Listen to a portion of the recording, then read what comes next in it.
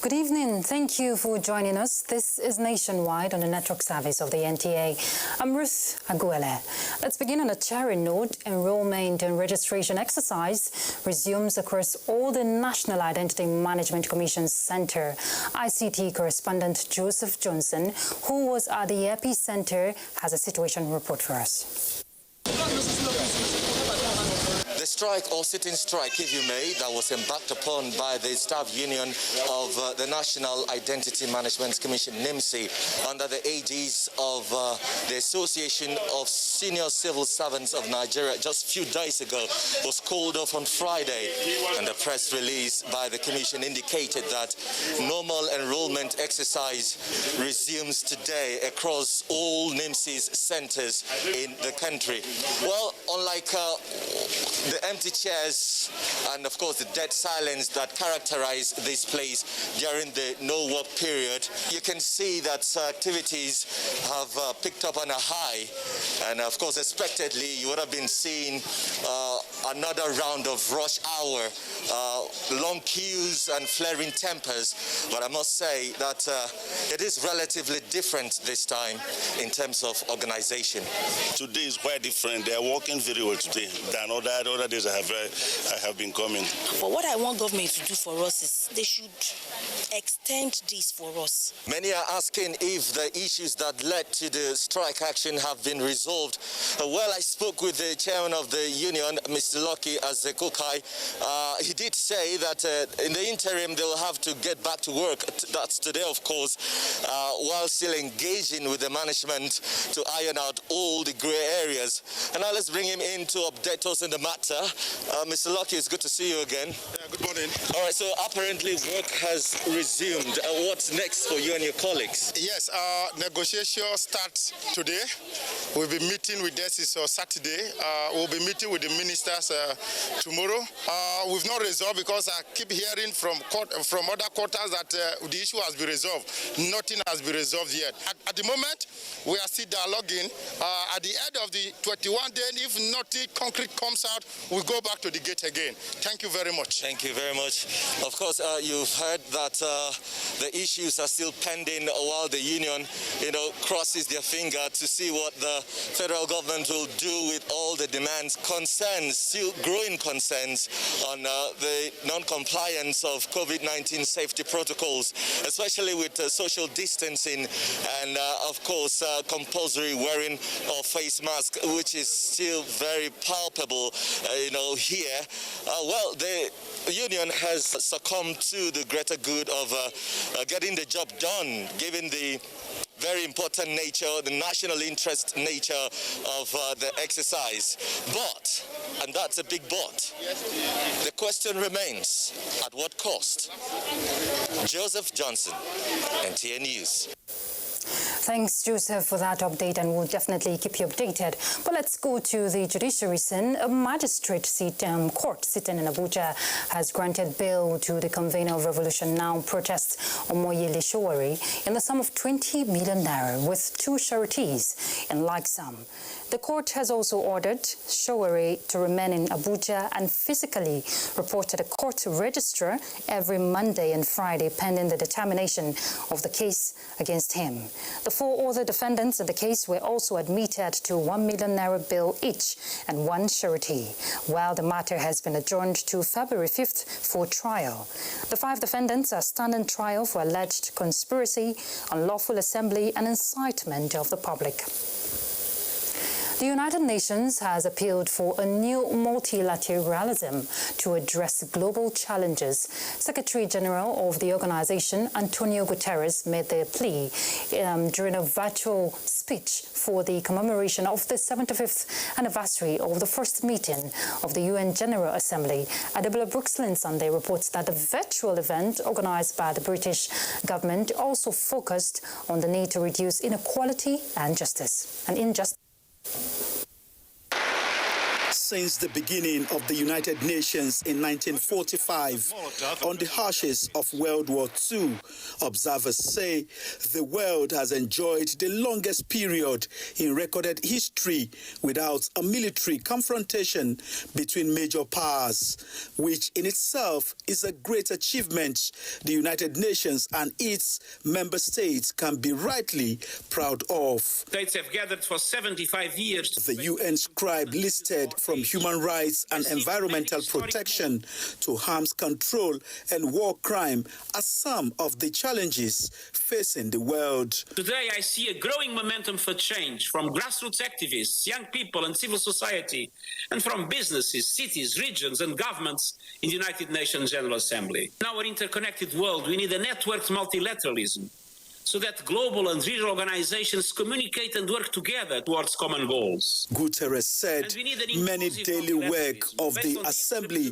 has played enormous parts in formulating and upholding laws on key global goods. Carbon dioxide levels are at record highs. Apocalyptic fires and floods, cyclones and hurricanes are becoming the new normal. If we don't change course, we may be headed for a catastrophic temperature rise of more than 3 degrees this century.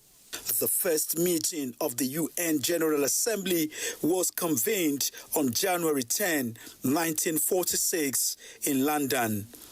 Adebola Brooksland Sunday, NTA News.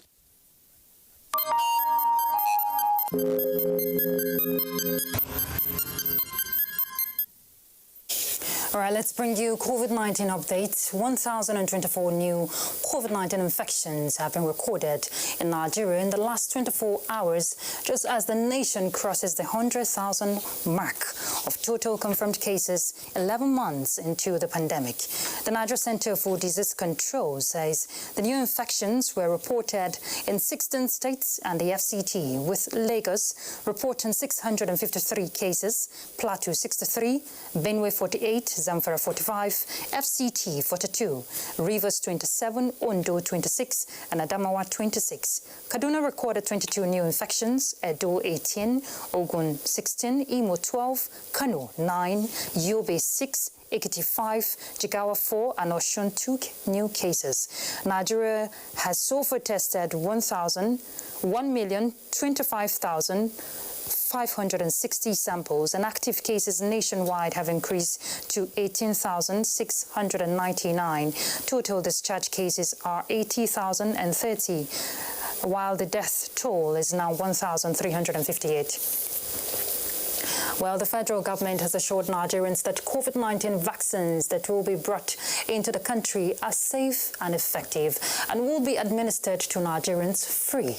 Well, the Executive Director, National Primary Healthcare Development Agency, Dr. Faisal Shuab, who said this in Abuja, observed that about 70% of Nigerians have been prioritized for the vaccination in 2021-2022 to reduce mortality and interrupt COVID-19 transmission in the country. Let's hear more from Basi Taibang. Since the outbreak of COVID-19 in the country in February 2020, the federal government has initiated several strategies to stop the spread of the virus and keep Nigerians safe. But the second wave of the virus is spreading too fast, with an increase in the number of confirmed cases across the country on a daily basis. To further ensure safety of Nigerians from this pandemic is the need to introduce COVID-19 vaccines in the country, just as it is done in other countries. We have the responsibility to actually convey the right information and create awareness around the vaccines, around COVID-19. The federal government, mindful of myths and misconceptions surrounding COVID-19 vaccines, set up a technical committee of experts from the health sector to study and scrutinize the type of vaccine that is safe for Nigerians. A lot of work is going on to ensure that this happens, that the vaccines that will come in would be safe and effective. In a virtual meeting with journalists in Abuja, the committee said the federal government has put everything in place to ensure the vaccines are properly preserved within the required temperature and will be monitored and guarded for accountability. The vaccine, which will be administered in 4 phases based on vaccine type and availability, will give priority to frontline workers across the 36 states and the FCT based on WHO guidelines. Once the first 100,000 doses of vaccine expected to arrive in the country this January are received. Basi Taikban, NTA News. All right, let's expand the discourse and to talk more on the issues of the COVID-19 vaccines. We're now being joined by Dr. Roland Aguele. He is the Treasurer of Nigeria Medical Association, FCT. Thank you very much for joining us. Thank you for having me at the studio. Okay, now the world is focusing on vaccine to contain the COVID-19 infection, just as Nigeria is also preparing to commence vaccination. How timely would you say is this in containing the virus? It's very timely because, from like what we know, it's a novel virus, and a whole lot of work has been put into the study, research, and the spread of the virus. And everybody worldwide is trying to put things in order to curtail the spread of the virus, and the vaccine has come on board. And though there are a whole lot of myths and issues surrounding the vaccine, but whether we like it or not, in science, there is always what we call side effects. So there's nothing that is actually 100% sure. There are some people who would react to things differently. Okay. But I want to say that just before the vaccines are administered to Nigerians, I think there should be a whole lot of some bit of standard checks by the responsible bodies of agencies of the federal government, so that to declare it safe for Nigerians. Are you talking about trials? Because we're looking at a new strain now of the virus, and we hear there's a new variant to it. Yeah. Now, how effective will this vaccine be if we're looking at that angle? Yeah, that's why I said that before it's administered to Nigerians, it should be a whole of a study or to check for the viability of that of the vaccine, because this vaccine was developed during more or less during the first wave of when it was declared. Now there are a whole lot of variants of the virus now. So we need to actually do that study, or rather the viability test, to check if this particular vaccine is potent against the first or this new strain and all of that. Because there are, if you go to the internet, you listen to the radio and all of that, there are a whole lot of speculations about this of the vaccines. Yes, I was going to ask you that. Yeah, there are a whole lot of speculations about the vaccines. Is this, is that, and all of that. Yeah, in as much as doctors, we don't who say that one thing cures everything or is 100% effective. There will be some side effect, but we should be focusing on the benefits that we'll get from that vaccine over the other untoward effect. If the benefit outweighs the untoward effect, of course, we need to administer. But if the other side effect outweighs the benefit, then we don't need to give that. But one thing I want to stress as a doctor is that the necessary agencies of government, we have NAFDAC, we have Standard Organization of Nigeria, we have Nigeria Institute of Medical Research. These bodies need to also do a trial, or more or less like I will use the word viability test on this vaccine, not just bringing it from outside the country and then you start administering them based on all this information that we are getting about most of these vaccines. But since you're talking about trials and you've just admitted that there are fears, who will be the people, so to say, that will be willing to offer themselves for trial? How would, that fear, be taken off? For every drug to be administered, there are those phases that you need to follow. There are those clinical trials, animals and humans and all of that. Of course, there are a lot of people who are willing to, let me not say a whole lot of people. There are some persons are willing to want to take the vaccines. Mind you, some Nigerians are even taking this vaccine. outside the country. Yes. For those that are traveling and all of that. So if those that have taken it feel that, oh, everything is well with them and all of that. But I believe that Nigeria Institute of Medical Research, NAFDAC, they have their own chain of carrying out their responsibilities. So they should also know how to carry out those trials. Because really, there are people who will be willing. So because once you see somebody who's already down with the COVID and anything that want to give that person that sigh of relief or that hope to stay alive, might be willing to give himself or herself up for it. And of course, we can be tired of advising the general public, you know, on ways to curtail this virus. And we have crossed the 100,000 mark, which is one fear a lot of people didn't think it would come to. What would you advise Nigerians at this time? Well, my advice to Nigerians is simple. I think we should do away with that mentality that COVID is not real, because that's one of our major problems that we are dealing with now. Many Nigerians still do not believe that COVID-19 is real. You know, they won't believe because maybe it has not somebody very close to them have not really had that harrowing experience of having to manage COVID. You know, like I tell people, just like you have the normal flu, some people can have normal flu and just maybe what you notice that maybe they change in voice or that catarrh flowing down from their nose. And there are some persons who also have the same flu. The way the person will also respond to it might be very, very bad. So also is this COVID. Some people have it and they are asymptomatic, while some have it, they are battling with their lives. So we need to do away with that mentality that COVID is not real. COVID is real and it's here with us. And we have to observe all precautionary measures. I expect that, yes, the media organizations, media institutions are doing their best, but a whole lot still needs to be done to sensitize Nigerians that we need to observe those precautionary measures. If you go to the motor parks, it's still business as usual. Even go to the market, business as usual. Yeah. So everybody is living their life as if it doesn't matter.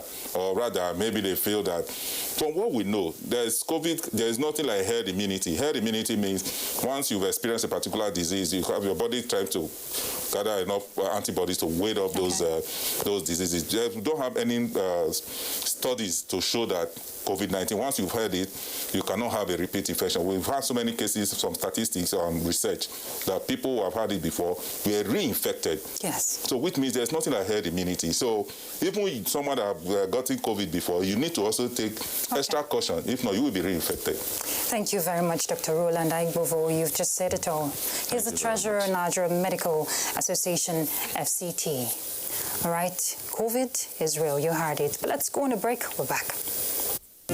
Although social media as a channel of communication is inherently harmless, it becomes harmful and damaging when used without discretion and thoughtfulness. Bad social media users spread rumors and fake news without verification. But good social media users stop, reflect, and verify information before sharing it. Be a good social media user. Stop the spread of fake news. Verify the authenticity of your source and use social media responsibly for a better Nigeria. This message is brought to you by the Nigerian Television Authority, NTA, in collaboration with the National Orientation Agency.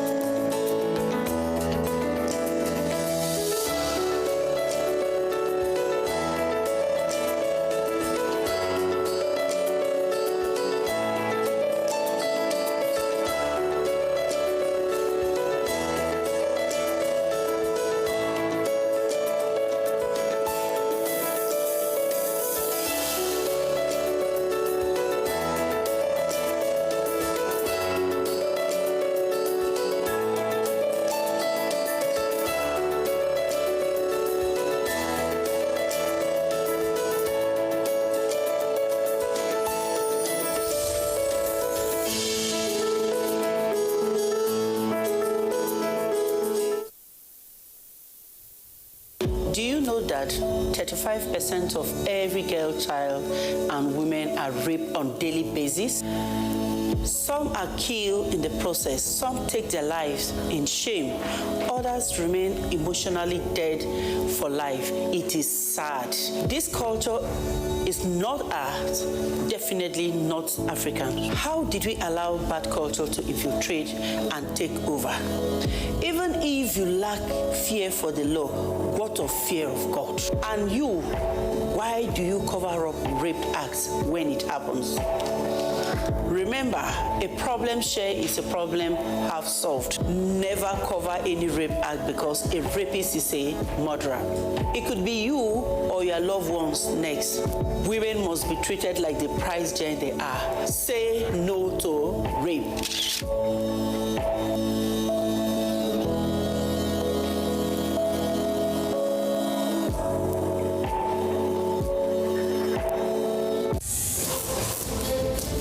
From dusk to dawn, 24 hours a day, NTA International is with you. In your living room, office, and everywhere, anywhere. We provide the company you desire in terms of balanced and up-to-date news, programs, and the best of entertainment.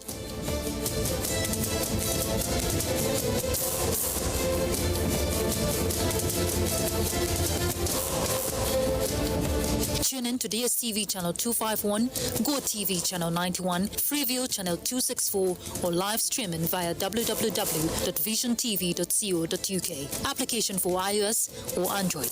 You can also see us on Facebook and YouTube for quality content on the go. NTA International, Africa's window to the world.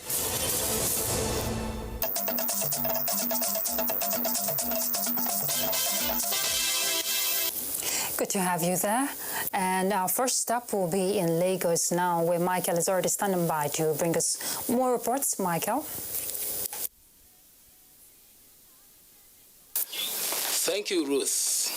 As the second wave of COVID-19 continues to challenge and overstretch health facilities across the world, Lagos State Governor Babajide Sanwo-Olu says only an effective collaboration between government and organized private sector can provide much-needed health to stem the tide of the COVID-19 pandemic. He said this after commissioning an armored shield isolation center established by a private medical group in Lagos. Musa Toliat has details.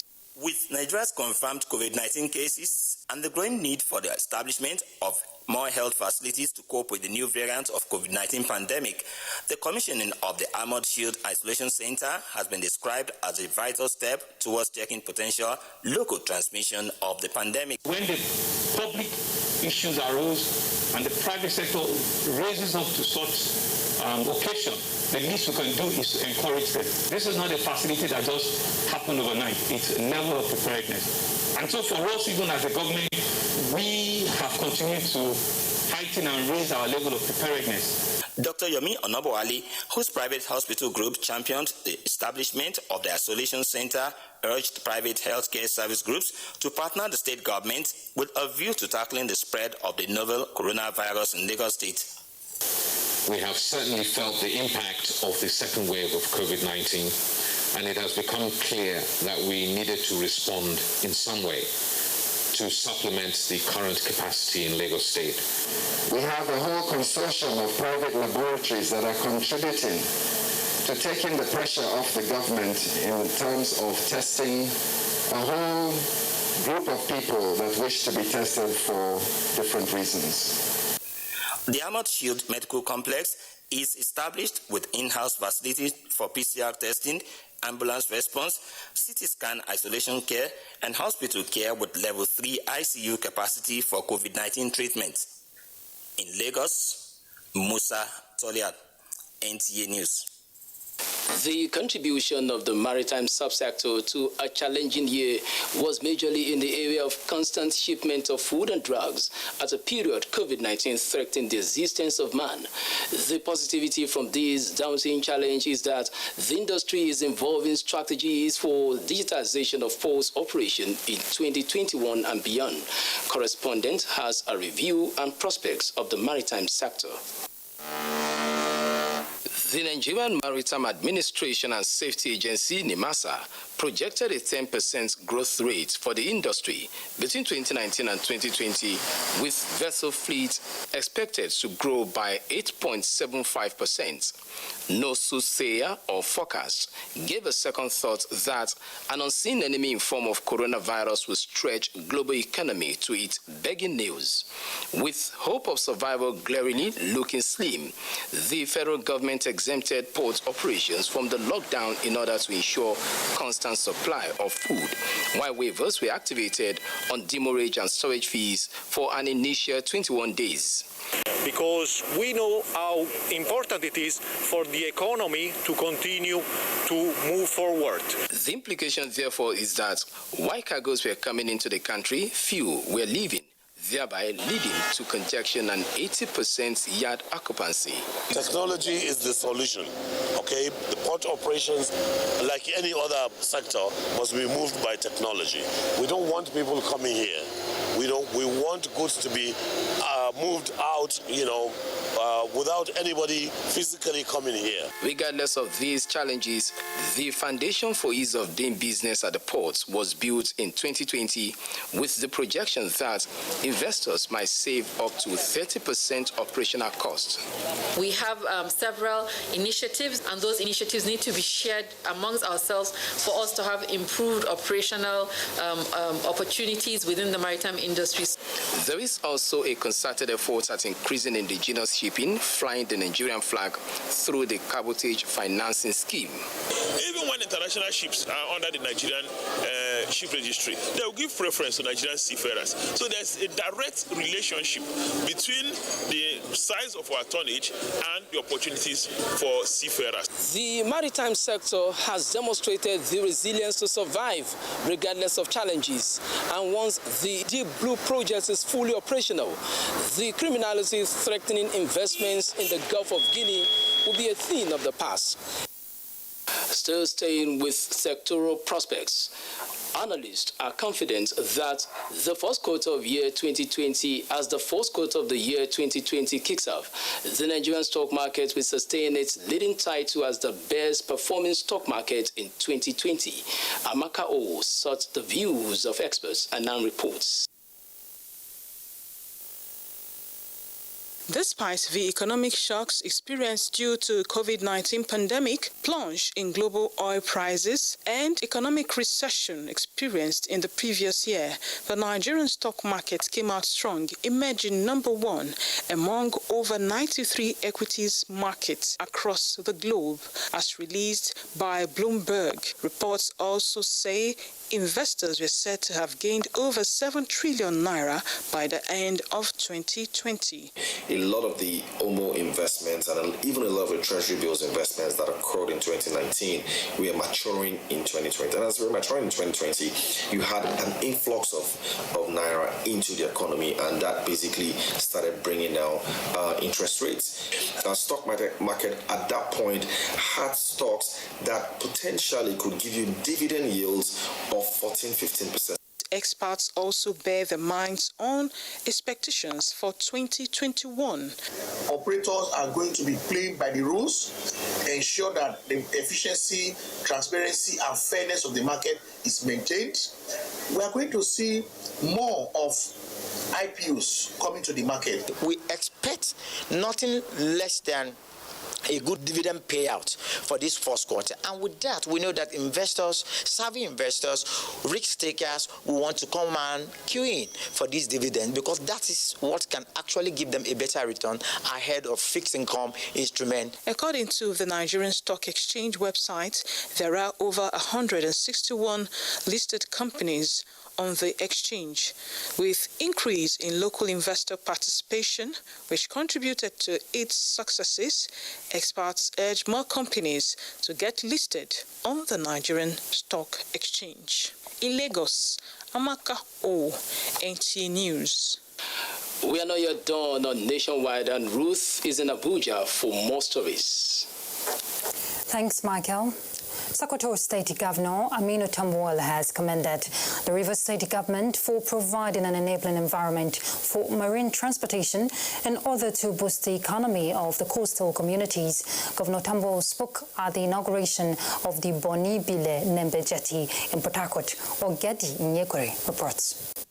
Decision to remodel the dilapidated Bonny-Bile Nembe Jetty by the Rivers State government stems from the belief that Rivers people deserve infrastructure that would boost economic activities and enhance the living condition of the people. Governor Wike says government would not relent in providing the conducive atmosphere for business but would not tolerate criminal activities around the jetty. He directed the contractor to erect concrete wall around the jetty to make it inaccessible for non-travelers. It's their money. And so we want you to live in a good place. You want to do business, do it in a good environment. I told the Rivers people, I will give you the best you require. And I will not go below that. And that's what we require in life. Governor Aminu Tambuwal extolled Governor Wike for judiciously applying the resources of the state to address its pressing needs. He noted that with the construction of the jetty, movement of goods and services to the coastal communities will be easier. This is a very important project that will go a long way in further providing and making transportation easy to our people in the riverine areas of Bonny, Bile, and Nembe in Bayelsa State. The jetty is remodeled with arrival and departure halls, cargo jetty, police posts, and mini naval base to enhance the security of the area. In Port Harcourt, Ogedi Nyekwere, NTA News. And more from the transport sector, train services in the country we hear may be shut down if passengers continue to flout COVID-19 protocols. Minister of Transportation, Ruth, who gave the warning on NTA's Good Morning Nigeria, said government will spare no decision to mitigate community transmission. Let's hear more from Lydia Sampson. Let's admit that over 60 of our staff, not Ministry of Transport staff, but the staff working on the rail, have been affected by COVID. Luckily, nobody has died, and I pray nobody will die. But you see the kind of sacrifice everybody's making to get the rail to function. Across the world, transportation is one of the sectors worst hit by the COVID-19 pandemic. In Nigeria, the railways, inland waterways and maritime subsectors are managing to stay afloat. Lagos-Ibadan Railway, which is already 95% completed, has been put on hold due to the second wave of the pandemic. Close to Aguele, around the Ikeja, that's been completed. A lot of the bridges, either overpass or underpass, a lot of them have been completed. Inside the seaport, we have turned it into about 4 tracks. So I say to you that once the President commissions, at least 2 of those tracks will be available instead of the 4, because COVID is not allowing us to complete all. Issues of security on waterways and boat mishaps will be tackled through training and licensing of skippers. We're able to license 5 organizations that are interested in barging. We've issued them the formal licenses, and we have some private sector participants that we're dealing with that are already into passenger movement, especially in the Lagos axis. 80% of goods that we have all over the world is being moved by ship. So as such, we cannot discuss the impact or the effects of this COVID-19 without discussing the CPRs. With this, we have a total framework, legal framework, to be able to address the issue of the legal aspect of this maritime insecurity. Despite the COVID-19 challenge, the Ministry of Transport expressed commitment towards promoting intermodal transportation in the country. In Abuja, Lydia Sampson, NTA News. As the nation grapples with challenges of economic recession posed by COVID-19, corporate organizations are taking the lead in the present impacts of the global pandemic.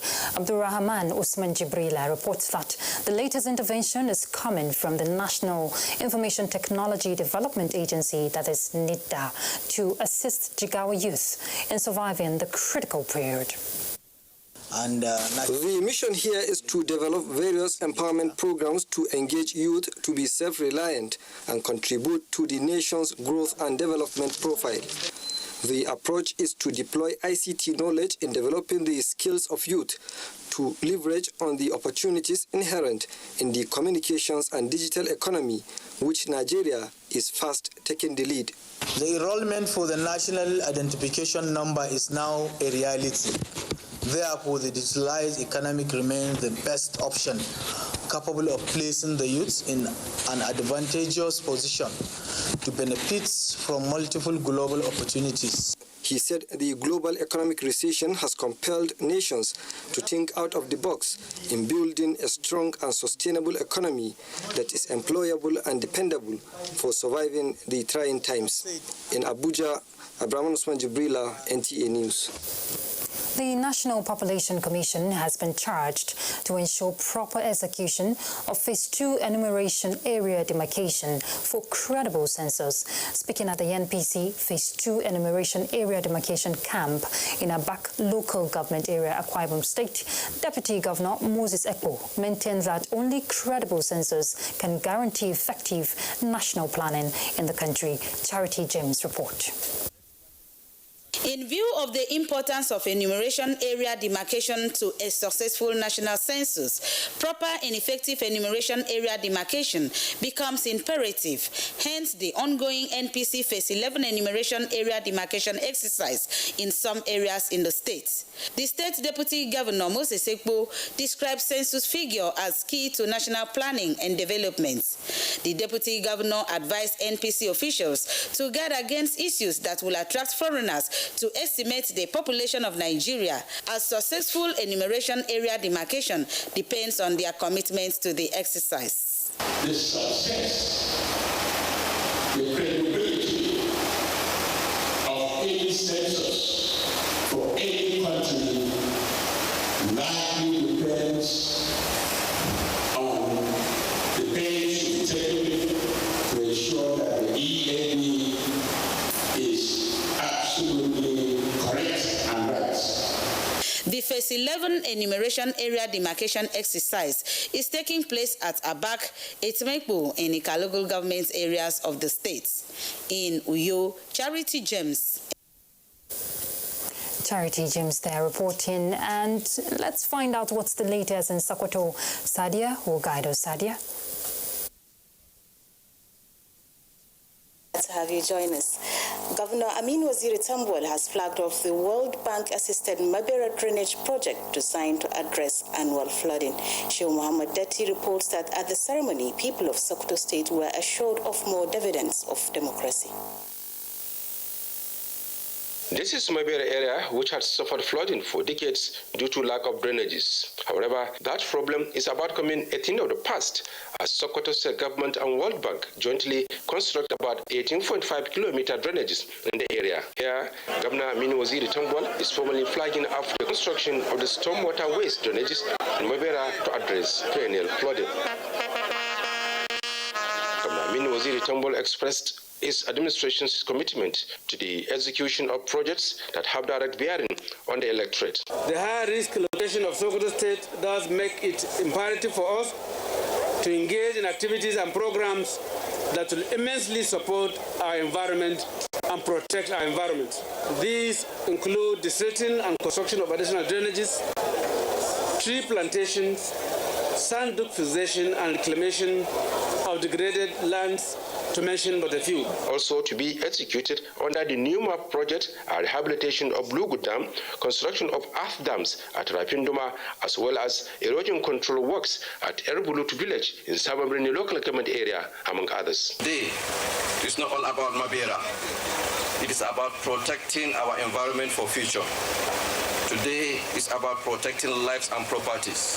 The Mabera stormwater management works is expected to cover Mabera Jelani, Mabera Eddi, Nakasaren Bari, Nakasaren Magaji, Salame, and Tredfair area with a view to addressing constant flooding. In Sokoto, Shehu Muhammad Datti, NTA News. Now, federal government has distributed relief packages to 2,900 victims of armed banditry and cattle rustling in 12 communities of Tambuwa local government area of Sokoto State.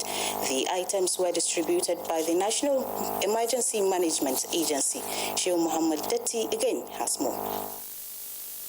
Muhammad Sani and Innomanu of Tandamare and Zaida communities were among those attacked by the bandits. At this event, they were presented with relief packages by the federal government. Gaskiya mun ji daɗi akan wannan taimako da gwamnati ta yi mana. Kuma muna fata Allah ya taimake ta shi ƙara mata kwarjini. Mun gode Allah ya saka da alheri. Allah ya biya. Each beneficiary took home a mattress, mat, textile materials, cooking oil, 25 kilograms of beans and 12.5 kilograms of millet, as well as spices. The government says the assistance is to cushion the effect of their losses. You see, this is a response from the federal government, NEMA, who has donated these items to them. We are up and doing. You know, our own is to once we get a report from every local government for everywhere in the state, we'll try to go and do our job. The committee that compiled the names of victims pledged that only affected persons will be presented with the relief materials. In Sokoto, Shehu Muhammad Datti, NTA News. And that's it from here. It's now back to Ruth in Abuja. Thank you, Sadia. 2 males and 6 females alleged to have been involved in child trafficking have been apprehended by officers of the Nigerian Security and Civil Defense Corps, Cross River State. Well, the alleged suspects were reported to be en route Ogun State from Calabar, Cross River State at the time of the arrest. Cecilia Julius reports that 6 of the alleged child trafficked victims are underage girls from Calabar. In spite of repeated calls by government and public-spirited organizations for an end to child abuse and trafficking, this heinous crime to humanity is still continuing unabated. In Calabar, luck ran out of these suspected abductors when they were apprehended by officers of the Nigeria Security and Civil Defense Corps, Cross River State Command. From preliminary debriefing, we've been able to discover that it's a network, it's a ring, and there are other people still at large. So we're on their trail.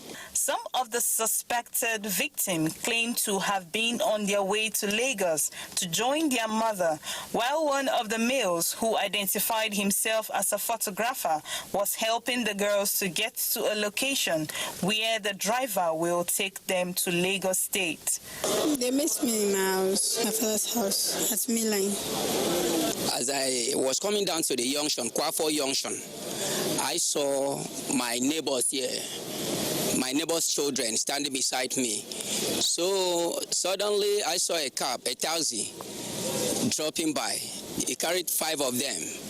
Then the remaining one person, he begged on me that to stand and give him a lift, to give her a lift. They now tell their mommy that they are traveling back again. I should come and pick them. The senior brother, the man was speaking there. The senior brother said I should come, that he's there with them at Mobi filling station. The commandant of the NSCDC Calabar, Maje Koduni Abidemi, is calling on parents and caregivers to be security conscious and avoid any form of child trafficking. Mr. Abidemi is also calling for a collective effort from the public to ensure a smooth security operation for all. In Calabar, Cecilia Julius, NTA News. Well, if you recall the news about a fire incident at the headquarters of the Nigerian Immigration Service over the weekend, it has cast doubt over the use of information data analysis system. The Comptroller General Mohammed Babundide, however, says there is no cause for alarm. Abdullahi Mohammed reports. Looking at the front view of the immigration headquarters building debunks the headlines that show Shagari House was razed by fire. And before the Permanent Secretary, Ministry of Interior, the immigration boss began to correct that negative impression, stating that the fire incident has no bearing on the operations of the service. You are free to go and see passport is being issued. You are free to go and see visa is being issued online. You are free to check our website and see if there is connectivity. The only challenge we have is that we have not established direct connectivity between us and our formations, which we are doing manually. I assure you, in the next 3 to 4 days, that direct connection will be conducted. And I'm very proud and happy to say that the response meted out to the fire incidents was prompt, fast, and well coordinated. Steps into the affected offices bring to the fore the ravaging effect of the fire incident. Various kinds of hardware were burnt beyond salvage, but the miracle of backups saved the day. I'm glad to state that this equipment were installed by our expert, especially the miners. We have the capability to reinstall them. We don't require any technical expert to do it. It was installed by officers and they will install it. For now, the only significant task that cannot be carried out as a result of the fire outbreak is the real-time connectivity with the Interpol, which the Immigration Service says will be restored in a couple of days. In Abuja, Abdullah Mohammed, NTA News. All right, let's head to Maiduguri, and Abubakar is there already standing by. Abubakar. Good afternoon, Ruth, and thanks for joining us. Now, wounded soldiers receiving treatment at 7 Division Medical Services and Hospital have expressed readiness to go back to the front line and continue with their onslaught against Boko Haram terrorists to root them out from the northeast region. Immediately, they are declared fit by doctor. The wounded soldiers made their position known when Chairman Senate Committee on Army, Senator Mohammed Ali Ndumi, paid an unscheduled visit to the hospital at Memalari Cantonment, Maiduguri. Memuna Garba has more. They are really attending to us, giving us drugs. In the next 2 weeks, going back to that Gamboro, we eat them and eat them hard. I will join the remaining troops in my location. These are testimonies of some wounded soldiers currently receiving medical care at the 7th Division Hospital. Chairman Senate Committee on Army, Senator Mohammed Ali Ndumi, expressed satisfaction with the condition of the wounded soldiers and the improvement seen in the hospital, assuring of the National Assembly's continued support. I want to tell the patients here, the officers here, please don't be discouraged. Don't be demoralized. Just concentrate on your work. In an interview, Deputy Theatre Commander Major General Felix Omegui and GOC 7th Division Major General Abdul Khalifa Ibrahim said wounded soldiers will always receive the best medical attention. The Chief of Army Staff believes in the welfare of soldiers, and that is why he placed premium on medical aspects of the soldiers. Even those of them who are not injured in battle-related ailments, we take very good care of them.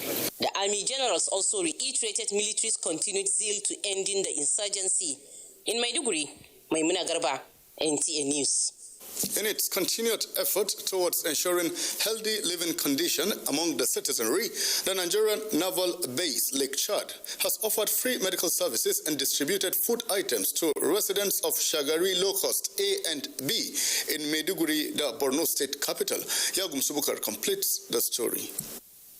This is the third phase of the Nigerian Navy annual medical and nutritional outreach aimed at addressing health needs of the people, especially the internally displaced persons and the less privileged in the community. The beneficiaries thanked the naval base for the services, describing the treatment as effective and timely. Muna gode ma wayannan mutane suna taimaka mu da hanyar rashin lafiya da yi gargadi ma jama'a su yi tsafta su gyara gidajensu. Muna musu godiya. Commander, Naval Base Lake Chad, Commodore Alexandra Bingel, noted that health is key to development, hence the need for the people to acquire medical and nutritional services as well as routine checkup to monitor their well-being. The third one we're doing and the first for this year is a continuum actually. Even when we're in Baga, we do it, to give to the community after being our host. The effort by the Nigerian Naval Base Lake Chad will not only assist in attending to the health care and nutritional needs of the people, but also enhance civil-military relationship. In Maiduguri, Yagum Subukar, NTA News. You're on to Nationwide from Maiduguri. Let's go on a break now. Ruth in Abuja will be back with more stories shortly. life can be very eventful. We curiously expect things to happen, even when we don't know what. Our human nature makes us like and repost lots of information. Some are unverified, inciting anger and hate. Sometimes innocently, other times the urge to break it first. This, in most cases, has caused destruction in many nations.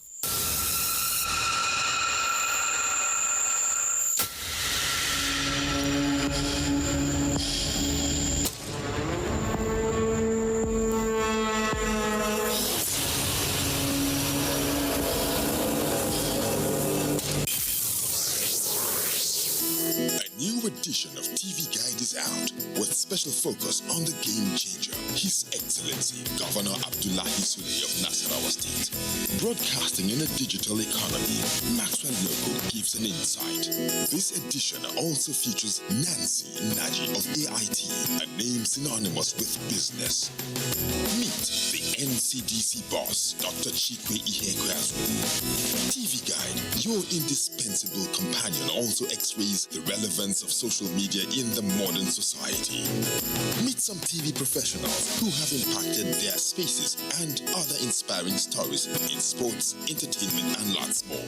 Grab a copy at the vendor near you or NTA stations nationwide. TV Guide, your indispensable companion.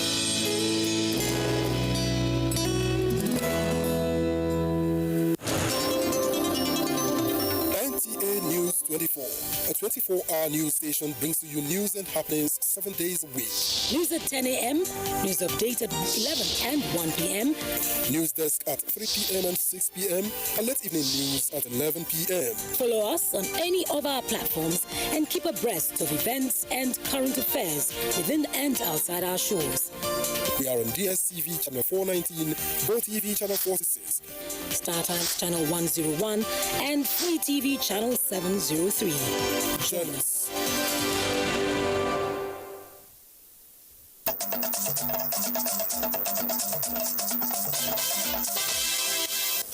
Thank you for being there. The Benue State government has described the supreme price paid by fallen heroes of the armed forces in the cause of defending their fatherland as beyond just physical appreciation.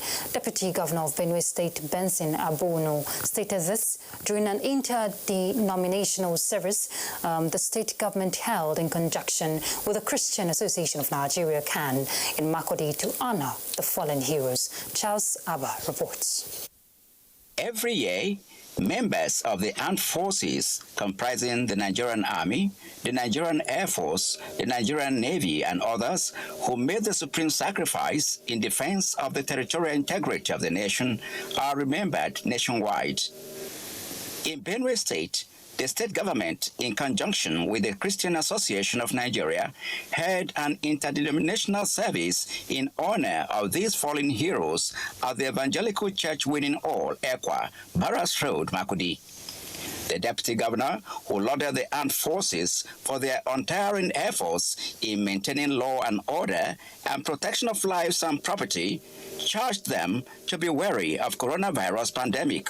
Military people have been put in place to safeguard the security of our nation. Bishop Edward King, who spoke on the topic, a search for authentic spiritual security personnel, said, God is the architect of security and urged security agencies to follow his template for all-round victory. Chairman, Christian Association of Nigeria, CAN, Benue State Chapter, Reverend Akpen Leba, remarked that the security agencies have contributed a lot to the safety of lives and property in Benue State and urged government to look into the plight of the operatives. Prayers were offered for the families of the fallen heroes, Nigerian Legion of ex-servicemen, the Nigerian Armed Forces, and others, and for government at all levels. In Makurdi, Charles Abba, NTA News. Similarly, Rivers State Governor Nyesom Wike has advocated a lasting welfare policy that will cater for the families of the fallen heroes and members of the armed forces. The governor made the appeal at the interdenominational church service to mark the 2021 Armed Forces Remembrance Day celebration at St. Paul's Anglican Church, Port Harcourt. Ogedi Inyekwere reports. The import of the interdenominational church service is to thank God for the Nigerian Armed Forces and also commend the sacrifices of the fallen heroes in safeguarding the territorial integrity of the nation. Governor Wike says the country must remain united and appreciate the efforts of the Nigerian Armed Forces to the advancement of the nation. One of the countries is in America. No soldier alive that the family and the children will not be catered for. So I want to congratulate the armed forces for what you are doing to protect this country. Right Reverend Wisdom Ihuo says equity, justice and fairness should be the guiding principle of leaders in the country. We pray this is not about the government of this nation. We will not do this, but we will do this. Prayers were offered for the nation, Rivers State Government, Nigerian Armed Forces and the Nigerian Legion, as well as the families of the fallen heroes. In Port Harcourt, Ogedi Inyekwere, NTA News. President Muhammadu Buhari commiserates with the family of Colonel Aminu Isa Kontongura, former military administrator of the Benue and Kano states, who died recently, urging members to accept the will of God and find solace in the good works of the deceased. President Buhari believes the career military officer, who served in many leadership positions, lived a life of sacrifice and dedication to the betterment of humanity. The president affirms that Colonel Kontongura's experience, wisdom and cherished political support will be sorely missed, praying Allah to forgive his sins and grant him Al-Jannah Firdaus.